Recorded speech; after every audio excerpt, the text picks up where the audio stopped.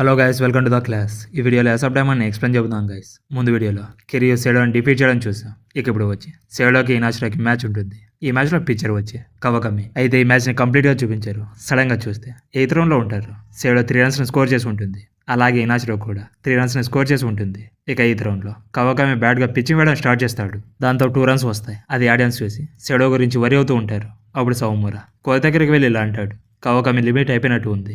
అలాగే క్యాంపర్లో టైర్డ్ అయ్యాడు. ఇప్పుడు గనక మీరు నాకు పిచ్చింగ్ వేయడానికి గ్రీన్ లైట్ ఇస్తే హ్యాపీగా వెళ్ళి పిచ్చింగ్ వేస్తానంటాడు. సౌమర ఎప్పుడు కూడా మనల్ని డిసప్పాయింట్ చేయడు. తను మనల్ని నవ్విస్తూనే ఉంటాడు. నిన్నటి మ్యాచ్లో మీకు అడిగిన ప్లేస్లో పిచ్చింగ్ వేయమంటేనే వేయలేదు, కానీ ఇప్పుడు వేస్తాడంట.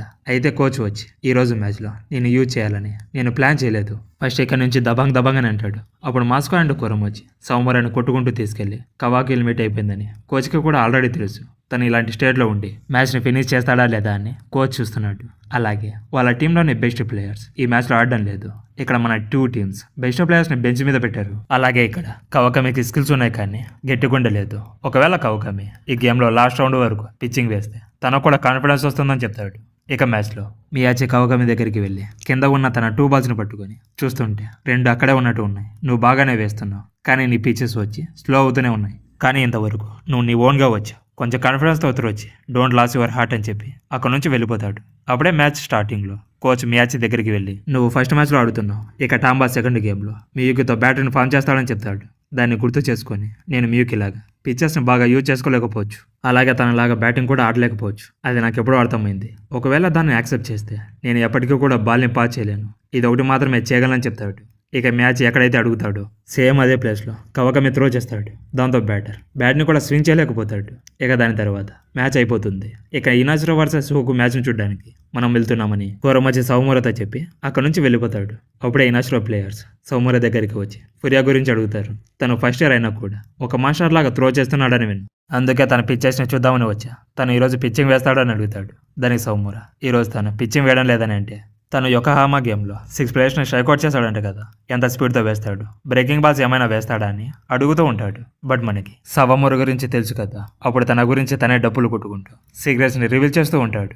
అప్పుడు కోరం వచ్చి సౌమురని ఎగిచ్చి తన్ని మన టీం సీక్రెట్స్ని చెప్పడం ఫస్ట్ స్టాప్ చేయి ఇడియట్ అని అంటాడు. అప్పుడు మీకు వచ్చి అవును తను చెప్పింది నిజమే, ఫురియా ఇప్పుడు మంచి కండిషన్లో లేడు.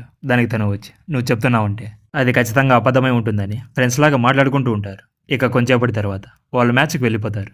అప్పుడు మీకు సౌమురతో తను కూడా ఒక సౌత్ పంపించారు. తన పిచ్చింగ్ని చూడ్డం మిస్ అవ్వదని చెప్తాడు. లాస్ట్ సమ్మర్లో అతని పిచ్చింగ్లో మేము ఒక బాల్ని కూడా హీట్ చేయలేక నేషనల్స్కి వెళ్ళలేకపోయాం. తను సెకండ్ ఇయర్ ఇనాచిరోకి తన పేరు వచ్చి నరుమియా మే అని చెప్తాడు. ఇక ప్రాక్టీస్ మ్యాచ్లో నరుమియా పిచ్చెస్ని ఏ బ్యాటర్ కూడా హిట్ చేయలేకపోతాడు.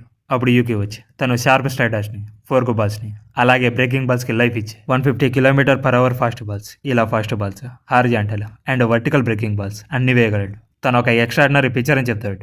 ఇంకో పక్క నరుమి అమ్మే తన పిచ్చెస్ని సేడో చూస్తుందని స్మైల్ చేస్తూ తన న్యూ పిచ్ని వాళ్ళకు చూపించాలని అనుకుంటాడు. అయితే క్యాచర్ ఒకవేళ ఆ పిచ్ని వేస్తే వాళ్ళ కోచ్ యాంగ్రీ అవుతాడని రిజెక్ట్ చేస్తాడు. బట్ తను మాత్రం వేద్దామని చెప్తాడు. ఇక తను అనుకున్నట్టే న్యూ పిచ్తో ప్లేయర్ని అవుట్ చేస్తాడు. ఆ పిచ్ పేరు వచ్చి చేంజ్ అప్. అది చూసి సేడో కోచ్, మేనేజర్, ప్లేయర్స్ అందరూ షాక్ అయిపోయి అలా చూస్తూ ఉండిపోతారు. అయితే వాళ్ళ కోచ్ దానికి యాంగ్రీ అయ్యి వేరే పిచ్చర్తో అతన్ని రీప్లేస్ చేస్తాడు. అయితే దానివల్ల సేడో టీం ఫైర్ అయిపోవడం చూస్తాం. ఇక సేడో వర్సెస్ సోహోకు గేమ్లో 5 రౌండ్స్లో సేడో వచ్చి 8 రన్స్ని స్కోర్ చేసి ఉంటారు. అలాగే టాంబా 5 రన్స్లో 1 రన్ కూడా ఇచ్చి ఉంటాడు. ఇక మీకు టాంబా దగ్గరికి వెళ్ళి వాళ్ళ ఒక పర్టికులర్ పిచ్ని కొట్టడానికి రెడీగా ఉంటారు. నెక్స్ట్ ఇన్నింగ్స్లో 4 బాల్స్ని అడగడం స్టార్ట్ చేస్తా. ఇక్కడ రియల్ ఫైట్ వచ్చి సెకండ్ హాఫ్లో స్టార్ట్ అవుతుందని చెప్తాడు. అయితే సౌమురా అండ్ ఫురియా మీకు డిఫరెంట్గా బిహేవ్ చేయడం చూసి తిను ఒకడేనా అని షాక్ అయిపోతారు. ఇక 6th ఇన్నింగ్స్లో సేడో బ్యాటర్స్ వచ్చి 3 రన్స్ని స్కోర్ చేస్తారు. అయితే ఇంకో పక్క నరుమియా మ్యాచ్ని చూస్తూ మ్యాచ్ చాలా బోరింగ్గా ఉంది, నాకు ఫురియా పిచ్చెస్ని చూడాలని ఉందని చెప్తాడు. అప్పుడు క్యాచర్ వచ్చి నువ్వు ఇంకా ఫురియా గురించి ఆలోచిస్తున్నావా? అందరూ సేడోకి మంచి పిచ్చెస్ లేదని అనుకుంటున్నారు, కానీ టాంబా అండ్ కవకమి ఇద్దరు చాలా మంచి పిచ్చెస్. ఈ మ్యాచ్ని లాస్ట్ వరకు చూస్తూనే ఉంటూ నేను ఇలా ఎందుకన్నాను నీకే బాగా తెలుస్తుందని చెప్తాడు. ఇక సోకు బ్యాటర్స్ వచ్చి తన కరువు బాల్స్ని వదిలేసి ఫాస్ట్ బాల్స్ని హిట్ చేయాలని డిసైడ్ చేసుకుంటారు. అయితే ఇన్నింగ్స్ని 4 బాల్తో స్టార్ట్ చేస్తారు. ఇక్కడ టాంబా 4 బాల్ వేయడం చూసి గ్రౌండ్లో ఉన్న ప్లేయర్స్ అలాగే గ్రౌండ్ బయట ఉన్న ప్లేయర్స్ అందరూ షాక్ అయిపోతారు. అప్పుడు ఇనాచిరో క్యాచర్ ఫోకస్గా ఉండమని చెప్పాను కదా, ఇక్కడ నేషనల్స్కి వెళ్ళడానికి అందరూ చాలా డెస్పరేట్గా ఉన్నారు, వాళ్ళని లైట్గా తీసుకుంటే ఇక్కడ నష్టపోయేది మనమే చెప్తాడు. ఇక 6th రౌండ్లో కూడా టాంబా చాలా బాగా పిచ్చింగ్ వేసి 1 రన్ కూడా ఇవ్వకుండా 3 ప్లేయర్స్ని అవుట్ చేస్తాడు. అది చూసి అందరూ టాంబా సమ్మర్ టోర్నమెంట్కి రెడీగా ఉన్నట్టు ఉన్నాడని అనుకుంటారు. అప్పుడు టాంబా మియూకి దగ్గరికి వెళ్ళి అలాగే లాస్ట్ 3 ఇన్నింగ్స్లో ఎన్ని వీలైతే అన్ని 4 బాల్స్ను త్రో చేద్దామని చెప్తాడు. దానికి మియూకి నువ్వెందుకు ఇలా అంటున్నావు నాకు బాగా అర్థమైంది, కానీ ఇనాచ్లో చూస్తుండగా ఎక్కువ 4 బాల్స్ని వేయడం అంత అవసరమా అని బయటికి చెప్పి తన పిచ్చింగ్ స్పీడ్ సెకండ్ హాఫ్లో తగ్గిపోయింది. ఎక్కువగా 4 బాల్స్ని యూజ్ చేయడం నాకైతే ఇష్టం లేదు. అలాగే 4 బాల్స్ వేయాలంటే చాలా గ్రిప్ స్ట్రెంత్ కావాలని తన మనసులో అనుకొని మన గేమ్ ప్లాన్ని చేంజ్ చేసుకొని ఫస్ట్ బాల్స్ని కరువు బాల్స్ని వేయడం చాలా మంచిదని చెప్తాడు. బట్ నాకు 4 బాల్స్ని త్రో చేయాలని ఉంది. ఇలాంటి అవకాశం రియల్ గేమ్లో ఎప్పుడు వస్తుందో తెలియదని చెప్తాడు. అప్పుడు కోచ్ వచ్చి ఇక్కడ పిచ్చారు టీంని రిప్రజెంట్ చేస్తున్నాడని చెప్తున్నావా, లేదంటే నీ మంచి కోసం చెప్తున్నావా? ఒకవేళ నీ మంచి కోసమే చెప్తుంటే ఏస్ నెంబర్ని నీకు ఇవ్వలేనని చెప్తాడు. దాంతో అక్కడ ఉన్న అందరి ముఖాలు దోషపనలాగా మాడిపోవడం చూసుకోవచ్చు. దానికి టాంబా నాకు తెలిసి 2 సెకండ్ హాఫ్లో నా పిచ్చెస్ స్లో అయ్యాయని నాకు తెలుసు, అందుకే మీకు 4 బాల్స్ వేయడం మంచిది కాదని నా గురించి ఆలోచించి చెప్పాడు. కానీ నా ఓన్ స్ట్రెంత్తో నా వీక్నెస్ను ఓవర్కమ్ చేయలేకపోతే కాన్ఫిడెన్స్తో గ్రౌండ్లోకి వెళ్ళి పిచ్చింగ్ వేయలేనని చెప్తాడు. అప్పుడు మీయుకి ఒకవేళ అదైతే లాస్ట్ వరకు నీతోనే ఉంటా, పిచ్చర్ అంత స్ట్రాంగ్గా ఉన్నప్పుడు నేను కూడా ఇగ్నోర్ చేయలేనని చెప్తాడు. దాంతో టీమ్మేట్స్ అందరూ ఫైర్ అయిపోతారు. అయితే వాళ్ళ టీమ్మేట్స్ టాంబాని బిలీవ్ చేయడం చూసి అంటే ఏంటనేది అర్థమవుతుంది. ఇక దానివల్ల అందరూ బిజీగా ఉండి మ్యాచ్ని ఎవరూ కూడా చూడరు. నెక్స్ట్ బ్యాటింగ్కి వెళ్ళాల్సింది టాంబా అనమాట. ఇక ఫైనల్లీ సేడా ఏస్ కరెక్ట్ టైంలో ట్రాక్లోకి వచ్చాడు అనుకుంటే ఒక చిన్న మిస్టేక్ వల్ల మొత్తం చేంజ్ అవుతుంది. అదేంటంటే సోకు పిచ్చింగ్ వేసేటప్పుడు చెమట వల్ల బాల్ వచ్చి తన హ్యాండ్ నుంచి స్లిప్ అవుతుంది. దానివల్ల ఆ బాల్ టాంబా హెడ్కి తగిలి ఇంజురీ అవుతుంది. దాంతో మ్యాచ్ ఆపేసి టాంబాని హాస్పిటల్లో జాయిన్ చేస్తారు. ఇక నెక్స్ట్ 3rd ఇయర్స్ అందరూ టాంబా గురించి ఆలోచిస్తూ ఉంటారు.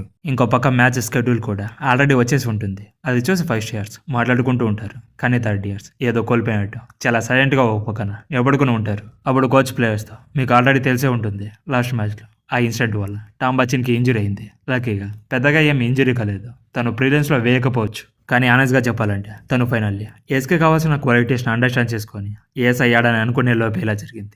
అందుకే తను టీంలోకి వచ్చేంత వరకు ఏస్ నెంబర్ని టాంబాకి ఇస్తున్నా. మనం టీంగానే యుద్ధంలో ఫైట్ చేద్దాం, అది మైండ్లో పెట్టుకోండి. దానికి కౌకమే చాలా అవసరం. కానీ ఫురియా సౌమురా ఇప్పటి నుంచి మీరు వరుసగా మ్యాచెస్ని ఆడుతూనే ఉంటారు. లెట్స్ డూ దిస్ అని చెప్తాడు. అయితే సౌమురా తన గురించి వరి అవుతూ ఉంటాడు. అప్పుడు క్రిసాంపై వచ్చి నువ్వు ఏం మిస్ అవుతున్నావో నీకు తెలిసినట్టు ఉందని మీకిని పిలిచి వాళ్ళకి బాల్ కంట్రోల్ని ఫీల్డింగ్ని నేర్పించాలని చెప్తాడు. ఇక క్రిసాంపై నెక్స్ట్ డే నుంచి సౌమురాని ఫురియాని సౌమో టోర్నమెంట్కి ట్రైనింగ్ చేస్తూ ఉంటాడు. ఇక ట్రైనింగ్ అయిపోయి పంపించేటప్పుడు మీ ఇద్దరు చాలా దాంట్లో ల్యాక్ అయి ఉన్నారు. కానీ వాటిని తొందరగా నేర్చుకోవడానికి తొందరపడడం వల్ల ఏం యూజ్ ఉండదు. మీ పిచ్చింగ్ స్ట్రాంగ్ అవ్వడానికి మేము హెల్ప్ చేస్తాము. ఇప్పుడు వెళ్ళి రియల్ గేమ్ అనుకొని ఫీల్డింగ్ని ప్రాక్టీస్ చేయండి అని చెప్తాడు. బట్ ఇంకో పక్క వాళ్ళకి ఎగ్జామ్స్ ఉంటాయి. అయితే ఇక్కడ ఇద్దరు వచ్చి చదువులో అంత టాప్ స్టూడెంట్స్ కాదు. ఒకవేళ వాళ్ళు ఎగ్జామ్స్లో ఫెయిల్ అయితే కనుక ప్రాక్టీస్కి మ్యాచెస్కి వెళ్ళలేకపోవచ్చు. దాంతో సౌమురా కనమారని హెల్ప్ చేయమని అడుగుతాడు. అప్పుడు కనమారు సౌమురా ప్రాక్టీస్ హార్డ్గా చేసుకోవడం గుర్తు చేసుకుంటాడు. అలాగే క్రిసాంపై సౌమురాకి హెల్ప్ చేయమని చెప్పి ఉంటాడు. దాంతో కనమారు అగ్రీ చేసి ఇక్కడ నువ్వు మన టీంని మాత్రమే రిప్రజెంట్ చేయడం లేదు 5 స్టార్స్ కూడా చెప్తాడు. ఇంకో పక్క కోచ్ యూకిని జునని పర్సనల్గా మీట్ అయ్యి మీకు టీం సిచ్యువేషన్ ఎలా ఉందో అర్థమయ్యే ఉంటుంది. అయితే ఎందుకని మీరు ఫీల్డింగ్ చేసేటప్పుడు అరవడం లేదు? ఇక్కడ మీరు టీంలోనే టాప్ ప్లేయర్స్. టాంబాకి ఇంజురీ అయిన తర్వాత టీం మొత్తం డౌన్ అయిపోయింది. మీరు టీంని ఫైరప్ చేయకపోతే ఇంకెవరు చేస్తారు? ఈ రోజు నుంచి మీ ఇద్దరు పిచ్చింగ్ వేయడం స్టార్ట్ చేయండి. ఇక్కడ మన కరెంట్ టీంతో మ్యాచెస్ని విన్ అవ్వాలంటే మీ హెల్ప్ చాలా అవసరం. నేను మీ ఇద్దరి మీద చాలా ప్రెజర్ని పెడుతున్నా అని నాకు కూడా తెలుస్తుంది, కానీ ఇది మీరు తప్ప ఇంకెవరూ చేయాలని చెప్తాడు. ఇక కోచ్ చెప్పినట్టు యూకిజిన్ ఇద్దరు పిచ్చింగ్ని ప్రాక్టీస్ చేస్తూ ఉంటారు. అది పిక్చర్స్ చూసి ఫైర్ అప్ అవుతారు. అలాగే మార్నింగ్ కూడా యూకే అండ్ జన్ ప్రాక్టీస్ చేస్తూ ఉంటారు. అది మాస్కో చూసి నేను లాస్ట్ గేమ్లో బాగా ఆడలేకపోయానని ప్రాక్టీస్ చేస్తూ ఉంటాడు. అప్పుడు కోచ్ వచ్చి నువ్వు హార్డ్గా బ్యాట్ని స్వింగ్ చేయాలని చూస్తే బాల్ మీద పవర్ అనేది తగ్గిపోతుంది. ఒక్కసారి సౌమురా పిచ్చింగ్లో హోమ్ రన్ నేను హిట్ చేసావు కదా, అది గుర్తు చేసుకో. నువ్వు బ్యాక్ గ్రిప్ని తగ్గించి బాల్ని హిట్ చేసినా పవర్ అనేది తగ్గిపోలేదు. నీ మీద డౌట్ పెట్టుకోకుండా కొంచెం కాన్ఫిడెన్స్తో బ్యాట్ని స్వింగ్ చేయమని చెప్పి అక్కడ నుంచి వెళ్ళిపోతాడు. ఇంకో పక్క హరుచి బ్యాటింగ్ ప్రాక్టీస్ని చూసి అందరూ షాక్ అయిపోతారు. అలాగే వాళ్ళ బ్రదర్ చూసి ఈ స్టేట్లో నువ్వు ఏ బాల్ అయినా కొట్టగలవనిపిస్తుందని స్మైల్ చేస్తాడు. ఇంకో పక్క ఫురియాకి క్రిసాంపై అండ్ మియూకి పిచ్చింగ్ని ట్రైన్ చేస్తూ ఉంటారు. అలాగే సౌమురా ఒంటరిగా నెట్ దగ్గర తన పిచ్చింగ్ ఫామ్ని పర్ఫెక్ట్ చేసుకోవడానికి క్రిసాంపై చెప్పినట్టు ట్రైనింగ్ అవుతూ ఉంటాడు. ఇక టాంబా హాస్పిటల్ నుంచి డిశ్చార్జ్ అయ్యి నాకు సీరియస్ ఇంజరీస్ ఏం కాలేదు, రేపటి నుంచి నన్ను కూడా ప్రాక్టీస్ చేయనివ్వండి అని చెప్తాడు. దానికి కోచ్ క్వార్టర్ ఫైనల్స్ వరకు టైం ఇస్తున్నా కంప్లీట్గా హీల్ అయ్యి టీంలోకి కంబ్యాక్ ఇవ్వమని చెప్తాడు. ఇక నెక్స్ట్ 1st ఇయర్కి ఎగ్జామ్స్ రిజల్ట్స్ వస్తాయి. సౌమురా ఎగ్జామ్స్ అన్నింటిలో ఎగ్జాక్ట్గా పాస్ మార్క్స్ని తెచ్చుకొని పాస్ అవుతాడు. బట్ ఫురియా మాత్రం కొన్ని సబ్జెక్ట్స్లో ఫెయిల్ అవుతాడు. ఇక సమ్మర్ టోర్నమెంట్లోనే 20 ప్లేయర్స్కి కోచ్ నెంబర్స్ని ఇస్తూ ఉంటాడు. ఇక ఏస్ నెంబర్ని టాంబాకి ఇచ్చి తొందరపడకుండా ఫస్ట్ బెటర్ అవ్వమని చెప్తాడు. దాంతో సీనియర్స్ చాలా హ్యాపీగా ఫీల్ అవుతారు. Next number 2 Miyuki, number 3 Yuki, number 4 Kominoto, number 5 మాస్కో, number 6 Kuramochi, number 7 Sakai, number 8 Jun, number 9 Serasu, number 10 Kawakami, number 11 Furiya, number 12 Miyachi, number 13 Masaki, number 14 Fumiya, number 15 Higasa, number 16 Shin, number 17 Endo, number 18 Kunio, number 19 Haruchi. ఇక last number 20 సౌమోర్ అని తన పేరు చెప్పేలోపే SR అని coach కన్నా ముందే చెప్తాడు. అది కరమచా అంటే మియూకి చూసి ఎంజాయ్ చేస్తూ ఉంటారు. ఇక కోచ్ గర్ల్స్ మేనేజర్కి కూడా సేడో యూనిఫామ్ని ఇచ్చి మీరు కూడా మా టీంలోని ప్లేయర్స్ అని చెప్తాడు. ఇక సెలెక్ట్ అయిన 20 ప్లేయర్స్ ఒక సర్కిల్ని ఫామ్ చేస్తారు. అప్పుడు యూకి మన ఎవరని అంటే అని అంటాడు. అప్పుడు గ్రూప్ వచ్చి సేడో ది ఛాంపియన్స్ అని అంటారు. అలాగే ఎవరు ఎక్కువగా రక్తాన్ని చిందించారు సేడో, ఎక్కువగా ఏడ్చింది ఎవరు సేడో. మన గంటల్లో ఉన్న స్కూల్ ప్రైడ్తో మీరు ఫైట్ చేయడానికి రెడీగా ఉన్నారా? ఇక్కడ మనకున్నది ఒకే ఒక్క గోల్, నేషనల్స్కి వెళ్ళడం అని చెప్తాడు. ఇక నెక్స్ట్ డే సెరమనీ ఉంటుంది. అక్కడికి చాలా టీమ్స్ వస్తాయి. ఇక సెరమనీ అయిపోయాక ఇనాశ్రా అండ్ సేడో ప్లేయర్స్ మాట్లాడుకుంటూ ఉంటారు.